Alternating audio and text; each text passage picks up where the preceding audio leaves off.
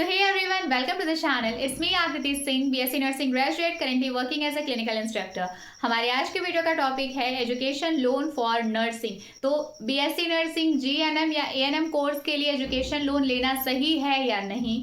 आप अगर education loan लेते हो तो आपका क्या प्रोसेस होने वाला है, कितना इंटरेस्ट लगता है, कब ये पे करना होता है, इसके अलावा आपका ये एजुकेशन लोन आपको कब मिलता है, कॉलेज में एडमिशन के टाइम पे मिलता है या फिर फर्स्ट इंस्टॉलमेंट के बाद मिलता है। तो अगर 2026 में आपका कुछ ऐसा प्लान है कि आप एजुकेशन लोन ले करके अपनी नर्सिंग की पढ़ाई कंप्लीट करोगे, तो एजुकेशन लोन से रिलेटेड आपके मन में जितने भी सवाल थे जो अब तक आपने मुझसे पूछे हैं, उन सारे सवाल के जवाब मैं आपको इस वीडियो में देने वाली हूँ। सो फटाफट से चैनल को सब्सक्राइब करके बेल आइकन पे जरूर क्लिक कर लो, जिससे अपकमिंग वीडियोस की सारी नोटिफिकेशन आपको मिलती रहे।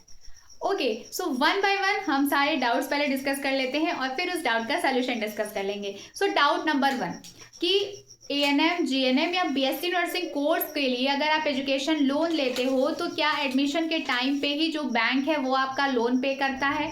डाउट नंबर 2, लोन अप्लाई करने से लेकर के लोन आपको मिलने तक का कितना टाइम पीरियड रहता है। डाउट नंबर 3 जो सबसे पहला और सबसे बड़ा सवाल है और ये टॉप लेवल का फर्स्ट नंबर पे क्वेश्चन आना था कि लोन लेने का प्रोसेस क्या होता है, कितने अमाउंट का लोन आप एज एजुकेशन लोन ले सकते हो, ठीक है। फिर उसके बाद इंटरेस्ट कितना लगता है, आपको ये पे कब करना होता है और क्या गारंटी है कि आप इजीली इस लोन को पे कर लोगे। तो भाई इन सारे सवालों के जवाब हम डिस्कस करने वाले हैं। और एक चीज़ मैं आपको बता दूं, अगर आप किसी भी बैंक में जाओगे तो ऑन पेपर कुछ अलग चीज़ें लिखी होती हैं बट ग्राउंड रियलिटी कुछ अलग होती है। तो जैसा कि मैंने आपको अपने इंट्रोडक्शन में बताया कि मैं एक बीएससी नर्सिंग ग्रेजुएट हूँ, तो मतलब मेरा बीएससी नर्सिंग कंप्लीट हो चुका है। सो मेरा जो बैच था वो ईयर 2021 से लेकर के ईयर 2025 तक का था, ठीक है। तो ईयर 2021 में मैं जब एजुकेशन लोन के लिए अप्लाई करने गई थी तो उस टाइम पे मेरा लोन अप्रूव नहीं हुआ था, बट उस लोन के लिए अप्लाई करके मुझे ये बेनिफिट मिल गया कि बैंक मैनेजर के थ्रू मुझे वो सारी इन्फॉर्मेशन मतलब बता दी गई कि एक्चुअल में मेरा लोन क्यों नहीं अप्रूव हो पाया है और किस कंडीशन में मेरा लोन अप्रूव होता, ठीक है। तो अब मैं आपको जो भी चीज़ें बता रही हूँ वो ऑन पेपर गाइडलाइन का कॉपी किया हुआ इन्फॉर्मेशन नहीं है, वो मेरा पर्सनल एक्सपीरियंस का इन्फॉर्मेशन है जो मैं आपके साथ शेयर कर रही हूँ, ठीक है। तो अभी तक अगर चैनल को सब्सक्राइब नहीं किया है तो चैनल को सब्सक्राइब कर दो, क्योंकि इस वीडियो पे नर्सिंग स्टूडेंट्स के लिए time to time guidance video मैं अपलोड करती रहती हूँ। तो कोई भी इंपॉर्टेंट वीडियो आपसे मिस ना हो, इसके लिए ज़रूरी है कि चैनल को सब्सक्राइब करके बेल आइकन पे ज़रूर क्लिक कर लो, ठीक है।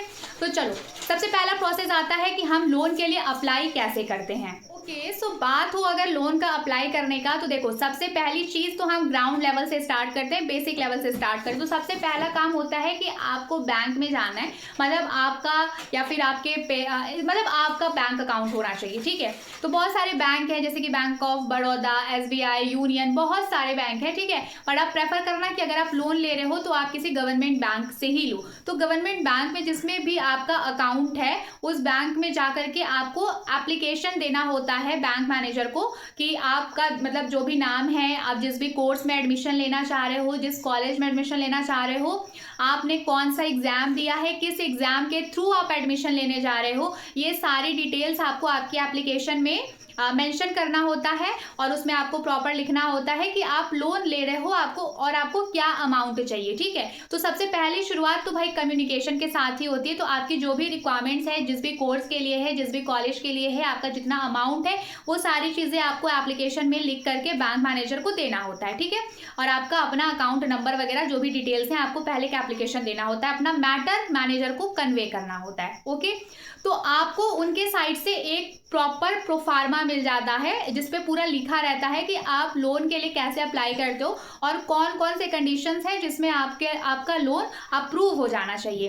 तो देखो, जब मैंने लोन के लिए अप्लाई किया था तो उस टाइम पे मुझे बैंक के साइड से जो गाइडलाइन मिला था उसके हिसाब से कुछ जो नेशनल लेवल्स के एग्जाम्स होते हैं, जैसे कि हमारा नीट हो गया, आईटी हो गया, जेई हो गया, इसी तरीके से जो नेशनल लेवल के एग्जाम्स होते हैं, हम उसके लिए जो एजुकेशन लोन होता है वो हम ईजिली ले सकते हैं। बट जैसे कि मेरे पास कुछ बहुत सारे बच्चों के डाउट्स आए थे एजुकेशन लोन को लेकर के, तो उनका जो एग्ज़ाम था, मतलब उनका जो लोन का मैटर था, वो स्पेशली यूपी सीनेट एग्जाम के लिए था। तो Uttar Pradesh common nursing entrance test आपका स्टेट लेवल का एग्जाम है, ठीक है, ये आपका नेशनल लेवल का एग्जाम नहीं है। तो आपको जाकर के बैंक को ये बताना पड़ेगा आपके एप्लीकेशन में कि आप एक स्टेट लेवल का एग्जाम दे रहे हो, उस एग्जाम का नाम ये है, इस एग्जाम के थ्रू आपको इस कोर्स में एडमिशन मिलेगा, ठीक है। तो आपका जो पहला है कि आपका जो यूपी सीनेट एग्जाम है वो आपका स्टेट लेवल का एग्जाम है। और एजुकेशन लोन में प्रॉब्लम यही आती है कि अगर आप किसी नेशनल लेवल का एग्जाम दे रहे हो, जैसे कि नीट हो गया, आईटी हो गया, जेई हो गया, तो इस नेशनल लेवल के एग्जाम के लिए आपका एजुकेशन लोन का एप्लीकेशन ईजिली एक्सेप्ट हो जाता है। बट आप जब स्टेट लेवल के एग्जाम का कुछ ऐसा देते हो तो एप्लीकेशन एक्सेप्ट होने में थोड़ी सी दिक्कत आती है, थोड़ा सा वेरिफिकेशन प्रोसेस लंबा जाता है, ठीक है। तो मेरे टाइम पे भी यही प्रॉब्लम हुआ था। तो जब मैंने लोन के लिए अप्लाई किया था तो मेरा कंडीशन यही था कि मेरी जो यूनिवर्सिटी थी वो ऑटोनॉमस यूनिवर्सिटी थी, मतलब कि वो एक प्राइवेट मेडिकल यूनिवर्सिटी थी। तो बैंक की गाइडलाइन के हिसाब से मेरी यूनिवर्सिटी के लिए लोन अप्रूव नहीं हो सकता था, क्योंकि मैं किसी नेशनल लेवल के एग्जाम के थ्रू उस यूनिवर्सिटी में नहीं जा रही थी। वो जो यूनिवर्सिटी थी उसका अपना खुद का एग्जाम था, कॉमन एंट्रेंस टेस्ट हुआ था, उसके थ्रू मुझे उस यूनिवर्सिटी में एडमिशन मिल रहा था, जो कि बैंक की गाइडलाइन के हिसाब से लोन अप्रूव करने की लिस्ट में नहीं आता है। तो इसलिए ये पहला रीजन था जो मेरा लोन रिजेक्ट हुआ था। तो आपका, जैसे कि जो बच्चे यूपी सीनेट एग्जाम के लिए लोन लेना चाहते हैं, मतलब कि यूपी सीनेट एग्जाम के थ्रू काउंसलिंग करा के प्राइवेट कॉलेज से बीएससी नर्सिंग जीएनएम कोर्स करना चाहते हैं, मतलब यूपी सीनेट या यूपी जीईटी एग्जाम के थ्रू जो बच्चे एडमिशन लेकर के लोन के थ्रू एडमिशन लेना चाहते हैं, तो उनको थोड़ा सा इस बात का ध्यान रखना है कि शायद आपका लोन अप्रूव होने में दिक्कत हो जाए, क्योंकि जो यूपी सीनेट या यूपी जीईटी एग्जाम है वो स्टेट लेवल का एग्जाम है, नेशनल लेवल का एग्जाम नहीं है। मैं ऐसा नहीं बोल रही कि आपका लोन अप्रूव ही नहीं होगा, बिल्कुल हो सकता है, बट आप 100% श्योर नहीं हो सकते कि आपका लोन अप्रूव हो ही जाएगा, ठीक है। तो अगर इन केस मान लो आपका लोन अप्रूव हो भी जाता है तो कौन सी कंडीशन में आपको लोन मिलेगा, अब वो जान लेते हैं। तो सेकंड कंडीशन को डिस्कस करने के पहले थोड़ा सा डाउट नंबर 2 डिस्कस कर लेते हैं। तो पहला जो प्रोसेस था भाई कि लोन लेने के लिए एप्लीकेशन वगैरह कैसे देते हैं।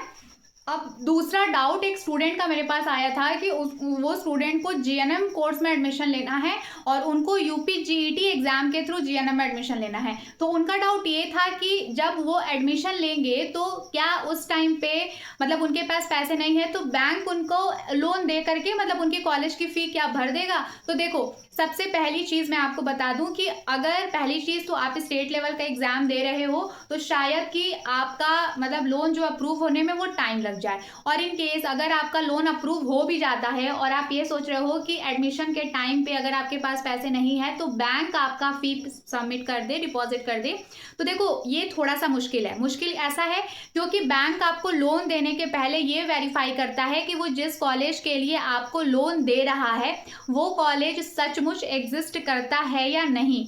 उसके अलावा दूसरी चीज, आप जिस कॉलेज के नाम पे लोन ले रहे हो आप सचमुच उस कॉलेज में पढ़ते हो या नहीं पढ़ते हो, ये चीज वेरीफाई करता है। आपका पूरा फी रेसिप्ट वो पूरा वेरीफाई करता है कि आपका कितना पूरा पैसा लग रहा है, कितना खर्च आ रहा है और आप कितने के लिए अप्लाई कर रहे हो। तो ये सब चीजें वेरीफाई करने के बाद ही आपको मतलब आपके लोन का जो आगे का प्रोसेस है वो स्टार्ट होगा। और एक्चुअल में यूपी जीईटी या फिर यूपी सीईटी के थ्रू आप एग्जाम दे करके एडमिशन ले रहे हो तो आपके एडमिशन का प्रोसेस कुछ इस तरीके से होता है, जैसे कि आप मान लो यूपी सीनेट मतलब बीएससी नर्सिंग के लिए या फिर UP GET GNM nursing course के लिए अगर आप देते हो, एग्जाम दे रहे हो, ठीक है। उसके बाद आप एग्जाम दे दिया, आपका रिजल्ट आ गया, आपके मार्क्स और रैंक के हिसाब से आपको प्राइवेट कॉलेज मिल रहा है, तो अब आप काउंसलिंग कराओगे, ठीक है। काउंसलिंग कराने के बाद जब आपको किसी कॉलेज के साइड से अलॉटमेंट लेटर मिलता है कि हाँ ठीक है, आपका जो मार्क्स था आपके मार्क्स के बेसिस पे ये कॉलेज आपको अलॉट हो रहा है, वो अलॉटमेंट लेटर के बाद आपको उसी पे एक डेट दी रहती है कि आपको इस डेट पे कॉलेज आना है और आ करके आपको मतलब कि अपना सारा डॉक्यूमेंट वेरीफाई कराना है और आपको फीस वगैरह डिपॉजिट करनी है। तो अलॉटमेंट लेटर मिलने के बाद कॉलेज के साइड से आपको इतना ज़्यादा टाइम नहीं दिया जाता है कि आप जा कर के बैंक से पैसे लो और आ कर के आराम से जमा करो। क्योंकि देखो कॉलेज के साइड से एडमिशन लेटर मिलने और आपको कॉलेज जा कर के रिपोर्टिंग करने के बीच का जो टाइम पीरियड होता है वो बहुत कम होता है। और अगर आपका अभी आपके पास एडमिशन ले रहे हो, इसका तो सिर्फ एक ही प्रूफ है ना, काउंसलिंग में जो कॉलेज अलॉट हुआ है उसके साइड से आपको जो एडमिशन लेटर मिला है। तो आप वो जब एडमिशन लेटर लेकर के बैंक के पास जाओगे तो ऐसा नहीं है कि आप अपना एडमिशन लेटर लेकर के गए, बैंक को दिखाए कि सर या मैम देखिए मुझे ये कॉलेज अलॉट हो गया है, मुझे इस डेट पे जाकर के फीस देनी है। तो ऐसा नहीं है कि जस्ट आपने कह दिया और बैंक ने आपको लोन दे दिया। बैंक का पूरा अपना प्रोसेस होता है। वो पहले ये अश्योर करेगा कि आप सचमुच उस कॉलेज के स्टूडेंट हो या नहीं हो। और कॉलेज के स्टूडेंट होने का मतलब जब आप कॉलेज में एडमिशन ले लेते हो, जब आप उनका फर्स्ट फी भर देते हो, आपके पास पूरा आपका आईडी कार्ड बन जाता है, तब आपको कॉलेज के साइड से एक बोनाफाइड सर्टिफिकेट मिलता है। वो बोनाफाइड जो सर्टिफिकेट होता है उसका मतलब ये होता है कि आप उस कॉलेज के स्टूडेंट हो। उस बोनाफाइड सर्टिफिकेट पे पूरे साल की फीस प्रॉपर मेंशन की रहती है, उस पर सब कुछ प्रॉपर मेंशन किया रहता है कि आप कितनी फीस दे चुके हो और आपका कितना फीस बाकी है। वो चीज आप ले जाकर के बैंक को दिखाओगे, तब जाकर के बैंक आपको आगे के इंस्टॉलमेंट के लिए फीस देना स्टार्ट, मतलब प्रोसेस वो स्टार्ट करेगा।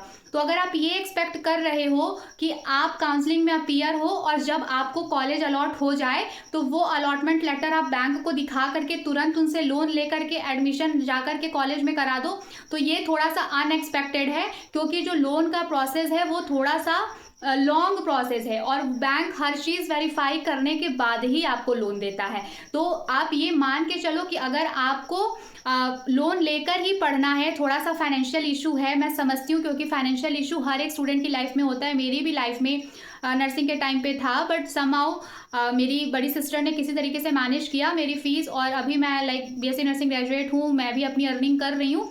बट स्टिल अगर बहुत बड़ा अमाउंट मुझे भी पे करना रहे तो मुझे भी दिक्कत होगी, ठीक है। तो वो चीज़ मैं समझती हूँ।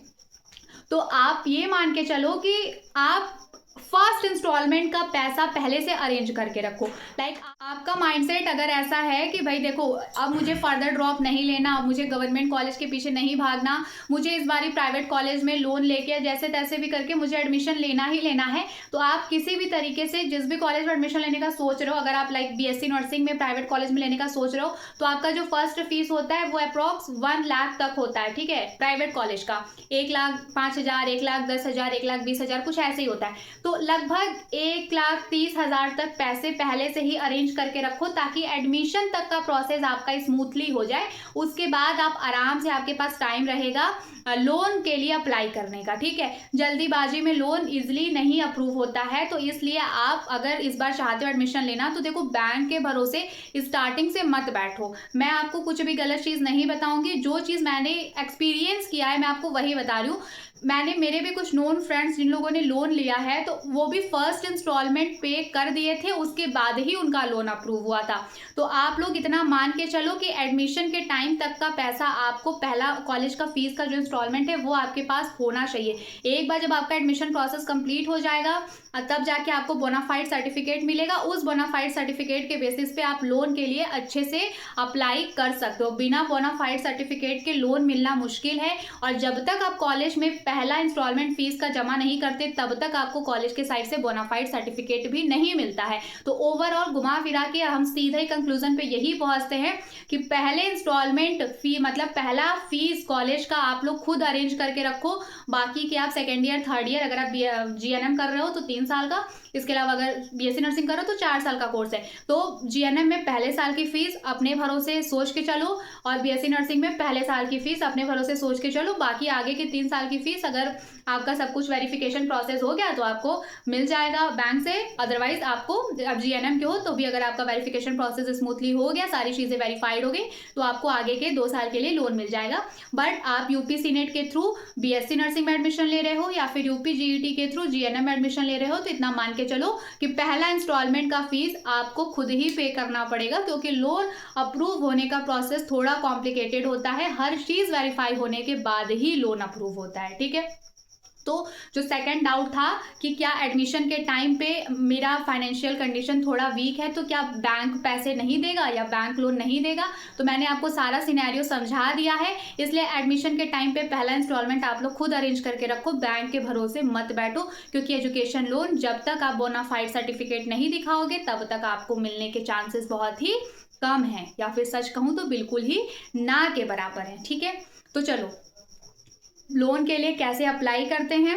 फर्स्ट स्टेप क्या होता है, आपको एडमिशन के टाइम पे लोन नहीं मिलता है, कॉलेज में एडमिशन होने के बाद कौन सा सर्टिफिकेट बनवा के आपको लोन के लिए अप्लाई करना होता है, ये चीज़ें हमने डिस्कस कर ली। अब हम देख लेते हैं कि अगर आपको लोन मिल गया तो कितने रुपए तक का मिलता है, ठीक है, और उसको कब पे करना होता है और उस पर कितना इंटरेस्ट लगता है। ओके, तो अब पॉजिटिव सिनेरियो को थोड़ा सपोज करते हैं कि मान लो आपका लोन अप्रूव हो गया, तो आपको जब लोन मिलता है तो पहली चीज़, लोन कभी भी आपके पर्सनल अकाउंट में नहीं आता है, लोन हमेशा बैंक के अकाउंट में ही जाता है। ठीक है, इसके अलावा दूसरी चीज़ इंटरेस्ट, तो देखो जो एजुकेशन लोन का इंटरेस्ट होता है वो बैंक टू बैंक वेरी करता है। जैसे कि एसबीआई बैंक का इंटरेस्ट कुछ और है, बैंक ऑफ बड़ौदा का इंटरेस्ट कुछ और है, मतलब इस तरीके से आपका जो भी एक्सिस बैंक है, यूनियन बैंक है, जितने भी बैंक है, वो गवर्नमेंट है, प्राइवेट है, हर एक बैंक का इंटरेस्ट का अपना पॉलिसी होता है। तो जब आप जिस भी बैंक से अप्लाई करोगे तो आप प्रॉपर पता कर लेना कि आपका एजुकेशन लोन का कितना इंटरेस्ट लग रहा है, 7%, 8%, 9%, 11%, 12%, 14%, कम से कम 6%, मतलब इस तरीके से डिपेंड करता है कि आपका कितना इंटरेस्ट लगेगा। इसके बाद आपको लोन रिटर्न कब करना होता है कॉलेज को, तो यूजुअली नर्सिंग के लिए तो देखो लोन अप्रूव हो जाए इसके चांसेस थोड़ा कम है, अगर आप किसी स्टेट लेवल के एग्ज़ाम के थ्रू जा रहे हो तो। बट अगर अप्रूव हो जाता है तो लोन एजुकेशन लोन का यही रहता है रूल, अगर आप 4 साल के कोर्स के लिए एजुकेशन लोन लिए हो तो जब तक आपकी पढ़ाई चलेगी और पढ़ाई कंप्लीट होने के 1 साल तक, लाइक अगर 2026 में आपका पढ़ाई कंप्लीट हो रहा है तो 2026 मान लो आज है 13 अप्रैल 2026 को अगर पढ़ाई कंप्लीट हुई है तो 13 अप्रैल 2027 तक मेरे पास टाइम है, मेरे ऊपर कोई भी एक्स्ट्रा इंटरेस्ट नहीं लगेगा। ठीक है, बट 13 अप्रैल 2027 के बाद से मुझे लोन पे करना स्टार्ट कर देना होगा, इंस्टॉलमेंट, ईएमआई जो भी है। ठीक है, तो सेम एज अगर आप जीएनएम के लिए लोन अप लेते हो तो जैसे कि 3 साल का आपका कोर्स है, तो जब तक आपकी पढ़ाई पूरी चलेगी तब तक आपके ऊपर कुछ भी इंटरेस्ट नहीं लगेगा एक्स्ट्रा, आपको कोई भी ईएमआई नहीं देनी पड़ेगी। बट आपका जिस साल पढ़ाई पूरा होता है उसके 1 साल बाद से आपको लोन भरना स्टार्ट कर देना होता है। ठीक है, इसके अलावा कितना तक का आप लोन ले सकते हो, तो देखो अगर आप 7 लाख तक का लोन लेते हो, ठीक है, 7 लाख तक, तो आपको कुछ भी गारंटी नहीं दिखाना होता है, जैसे कि प्रॉपर्टी, घर या फादर का कुछ बहुत ज़्यादा गारंटी नहीं दिखाना होता है। बट अगर आप 7 लाख से ऊपर का लोन लेते हो तो आपको गारंटी में कुछ देना पड़ता है, कुछ प्रॉपर्टी के पेपर्स या जो भी आपकी फैमिली के पास जो भी एसेट्स हैं वो आपको कुछ रखना पड़ता है। तो अगर आप बीएससी नर्सिंग या जीएनएम नर्सिंग कर रहे हो तो 7 लाख तक आपका सब हो जाएगा, पूरी पढ़ाई कंप्लीट हो जाएगी। ठीक है, तो आपको 7 लाख तक का लोन मिल सकता है बिना किसी गारंटी, मतलब बिना अगर आपके पास कोई प्रॉपर्टी नहीं है, गारंटी में देने के लिए कुछ नहीं है, तो आप फिर भी 7 लाख तक के लोन के लिए आप अप्लाई कर सकते हो। ठीक है, इसके अलावा इंटरेस्ट कब देना होता है मैंने आपको बता ही दिया, ईएमआई पे करनी होती है। जैसे आपने मान लो 3 लाख का लिया है लोन, तो अब लगातार एक साथ 3 लाख तो उसको दे नहीं सकते, छोटे छोटे ईएमआई में आपको पे करना होता है। तो ये सारी चीज़ें जब आपका लोन अप्रूव हो जाएगा तो आपको बैंक के साइड से बता दिया जाएगा कि कितना इंटरेस्ट लग रहा है, कब आपको देना है, हर महीने आपको, मतलब जब आप लोन पे करना स्टार्ट करोगे तो आपको हर महीने कितना कितना पे करना है, ये सब चीज़ें आपको पता चलेंगी जब आपका लोन अप्रूव हो जाएगा तब। ठीक है, तो अभी के लिए अपना इतना दिमाग में बैठा के चलो कि एजुकेशन लोन अगर आप किसी नेशनल लेवल का एग्जाम दे करके किसी कॉलेज या यूनिवर्सिटी में एडमिशन लेते हो, चाहे वो प्राइवेट हो या जो भी हो, तो उसमें लोन मिलना थोड़ा आसान है। बट अगर आप किसी स्टेट लेवल का एग्जाम जैसे कि यूपी सीनेट या यूपी जीईटी या फिर किसी भी ऐसे स्टेट लेवल का एग्जाम दे करके अगर आप वो एडमिशन लेना चाहते हो तो थोड़ा सा लोन अप्रूव होना मुश्किल है, या तो टाइम ज़्यादा लग सकता है। तीसरी चीज़, आप अगर ये सोच के रखे हो कि आप जस्ट काउंसलिंग वगैरह करा लो और एडमिशन के टाइम पे आपको बैंक से लोन मिल जाएगा, तो तुरंत लोन नहीं मिलता है। लोन मिलने का प्रोसेस होता है, आपको जब कॉलेज के साइड से बोनाफाइड सर्टिफिकेट ले जाके बैंक को दिखाओगे तभी आपको लोन मिलेगा। और कॉलेज के साइड से बोनाफाइड सर्टिफिकेट आपको तभी मिलेगा जब आप कॉलेज में एडमिशन लेकर के पहला ईयर का फीस सबमिट कर देते हो तब। ठीक है, तो ये सारी कुछ चीज़ें थी। इसके अलावा बैंक के साइड से आपके अपने पर्सनल अकाउंट में पैसे नहीं आएंगे, कॉलेज के अकाउंट में ही फीस जाती है। इसके बाद आपका जितने साल का ड्यूरेशन पढ़ाई का है, अगर लोन अप्रूव हो जाता है तो जब तक आपकी पढ़ाई चलेगी तब तक आपको पैसे नहीं रिटर्न करने होते हैं। पढ़ाई कंप्लीट होने के 1 साल बाद से आपको EMI देना स्टार्ट कर देना होता है।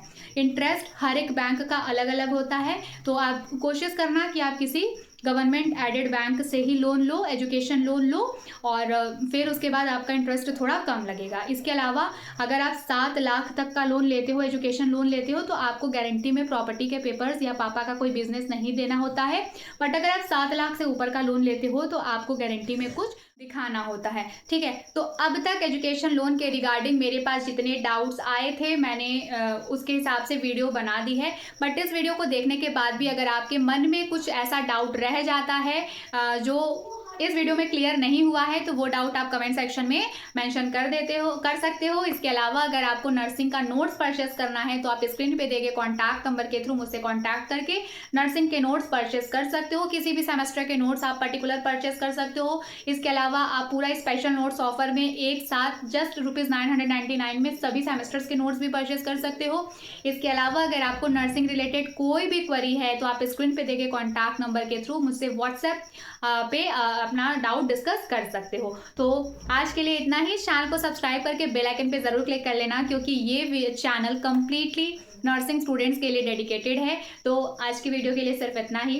हम जल्दी मिलेंगे नेक्स्ट वीडियो में। अगर अभी भी एजुकेशन लोन के रिगार्डिंग आपके मन में कोई डाउट रह गया है तो कमेंट सेक्शन में ज़रूर मेंशन करिएगा। मैं पूरी कोशिश करूँगी आपको बेस्ट गाइडेंस प्रोवाइड करने की। ठीक है, तो चलो अपना ध्यान रखो, मन लगा के पढ़ाई करते रहो। हम जल्दी मिलेंगे नेक्स्ट वीडियो में।